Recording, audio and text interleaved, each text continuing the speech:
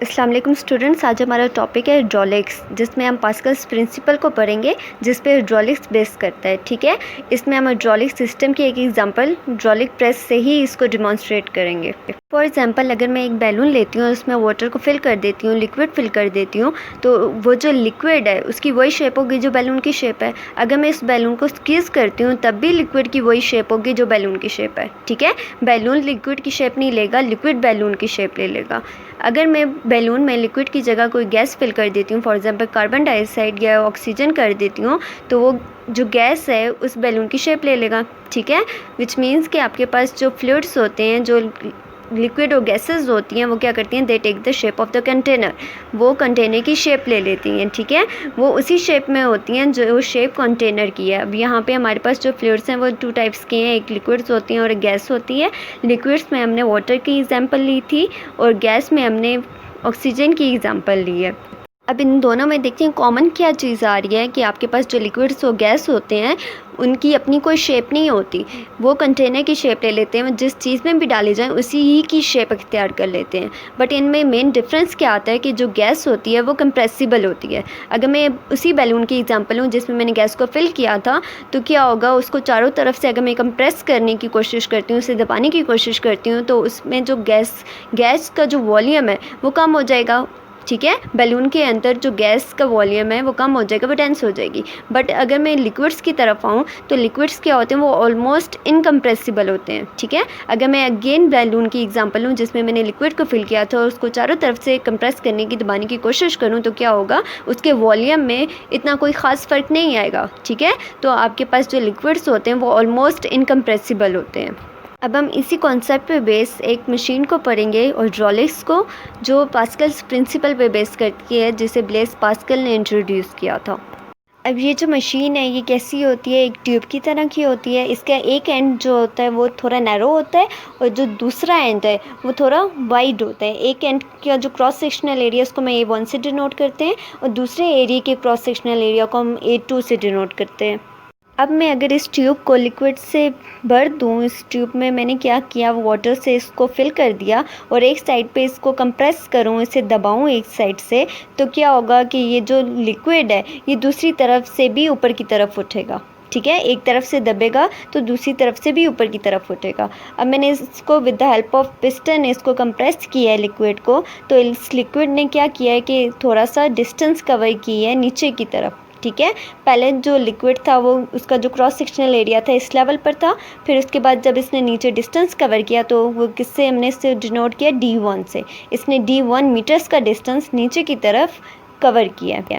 अब देखिए, ये तो लिक्विड था, लिक्विड दबने वाला तो है नहीं, तो इसने जो डिस्टेंस कवर की है नीचे की तरफ, तो ये दूसरी तरफ से भी थोड़ा ऊपर की तरफ डिस्टेंस कवर करेगा। ठीक है, तो यहाँ पे जो इसने ऊपर की तरफ जो डिस्टेंस कवर की है, एक इस लेवल से ये जो ऊपर लेवल पर गया है, तो इसने यहाँ पे D2 मीटर्स का डिस्टेंस कवर किया है। ठीक है, अभी हमने पढ़ा था कि लिक्विड जो होता है वो तो ऑलमोस्ट इनकम्प्रेसिबल होता है। ठीक है, तो यहाँ पे लिक्विड के वॉल्यूम में तो कुछ चेंज आना नहीं है, तो यहाँ पे जो हमने डिस्टेंस कवर किया है, इसका वॉल्यूम का जो डिस्टेंस कवर हुआ है, पहले ये इस क्रॉस सेक्शनल एरिया पे इसका लेवल था, जो D1 मीटर का इसने जो डिस्टेंस कवर किया है। अब जो इसका वॉल्यूम होगा उसमें इसने कहाँ से, A1 से D1 मीटर्स का जो डिस्टेंस कवर किया है, उसके वॉल्यूम को हम कैसे लिखेंगे, V1। अब V1 आपके पास एक A1 जो क्रॉस सेक्शनल एरिया का जो ट्यूब था वहाँ से जो इसका जो वॉल्यूम है वो A1D1 है। ठीक है, अब जब इसने यहाँ से डिस्टेंस कवर किया है तो ये दूसरी साइड से भी डिस्टेंस कवर करेगा ऊपर की तरफ, बिकॉज आपको पता है कि लिक्विड तो इनकम्प्रेसिबल होता है, उसके वॉल्यूम में कोई चेंज नहीं आएगा। ठीक है, तो यहाँ से जो इसने डिस्टेंस कवर किया है, इसका जो वॉल्यूम बनेगा वो A2D2 होगा, बिकॉज उसने A2 के लेवल से उसने D2 मीटर्स का जो डिस्टेंस कवर किया। ठीक है, तो यहाँ पे आपके पास जो वॉल्यूम होगा V2 = A2D2। सो जितना वॉल्यूम हमने कंप्रेस किया है उतना ही वॉल्यूम सेम होना चाहिए जितनी इसमें एक्सपेंशन आई है। तो यहाँ पे जो इक्वेशन आपके पास वो इक्वल आ जाएगी। ठीक है, A1D1 किसके इक्वल आ जाएगा, A2D2 के, क्योंकि जितना उसमें हमने कंप्रेस किया है, जब हम उसको कंप्रेस कर रहे थे जितना कंप्रेस किया उतना ही जो चेंज आया उसके डिस्टेंस में उतना ही चेंज आना चाहिए जब वो वॉल्यूम जो है उस वाटर का वो एक्सपेंड हुआ है, ठीक है। अब अगर मैं इस सिस्टम में वर्क डन के कॉन्सेप्ट्स लगाऊं, बिकॉज जब मैंने इसको कंप्रेस किया तो पिस्टन इस लेवल पे थी, ठीक है। जब फोर्स लगाई, F1 फोर्स लगाई इस पे, तो क्या हुआ कि जो पिस्टन थी उसने लिक्विड को कंप्रेस किया और जो डिस्टेंस कवर किया इसने D1 मीटर्स का डिस्टेंस कवर किया, सही। फोर्स इस डायरेक्शन में थी तो जो डिस्प्लेसमेंट है वो भी नीचे की डायरेक्शन में है, विच मीन्स कि मैंने इस सिस्टम में कुछ पॉजिटिव वर्क डन किया है, ठीक है। वर्क डन क्या होता है? Amount of energy transfer. अब जब वर्क डन पॉजिटिव है तो क्या होगा? एनर्जी जो है सिस्टम में ट्रांसफ़र हो रही है। अब इस सिस्टम में देखें कोई फ्रिक्शन में एनर्जी का लॉस नहीं हो रहा, थर्मल हीट में एनर्जी का लॉस नहीं हो रहा, तो इसमें जो एनर्जी है सिस्टम में वो टोटली कंजर्व्ड है, ठीक है। सो जितनी एनर्जी इस सिस्टम में आई है उतनी ही एनर्जी इस सिस्टम से बाहर भी जाएगी। सो जितनी फोर्स हमने इस सिस्टम पे लगाई थी उतनी ही फोर्स ये लिक्विड इस पिस्टन पे लगाएगा और D2 का डिस्टेंस कवर करेगा, ठीक है। सो ये जो फोर्स लगी है इस पे F2 की, जिस डायरेक्शन में ये फोर्स है उसी डायरेक्शन में ही डिस्प्लेसमेंट है, अपवर्ड डायरेक्शन में है। तो आपके पास ये जो वर्क डन होगा ये नेगेटिव होगा क्योंकि जो एनर्जी है वो सिस्टम से आउट हो रही है, ठीक है। वर्क डन की अगर हम यहाँ पे वैल्यू निकालें तो वर्क डन की वैल्यू क्या आएगी हमारे पास? F1A1। जो पॉजिटिव वर्क डन हुआ है हमारे पास उसकी वैल्यू आई है F1A1, ठीक है।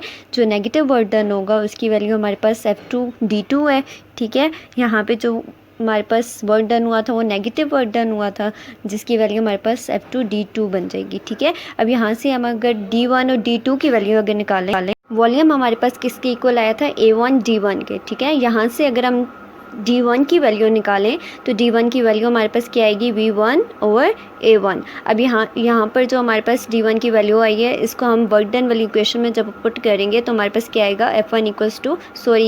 F1 D1 की जब हम वैल्यू डालेंगे तो V1/A1, ठीक है। F1 V1/A1, F2 D2। अब यहाँ पे हम D2 की वैल्यू जब डालेंगे तो D2 की वैल्यू हमारे पास क्या आएगी? V2/A2, सही हो गया। F2 V2/A2। अब ये जो दोनों इक्वेशंस आ रही हैं इसमें देखें F1/A1 फोर्स ओवर एरिया किसके इक्वल आता है हमारे पास? प्रेशर के, जो प्रेशर हम इस पर अप्लाई कर रहे हैं, ठीक है। तो हमारे पास क्या आ जाएगा? F1/A1 प्रेशर के इक्वल आ जाएगा P1 के, ठीक है।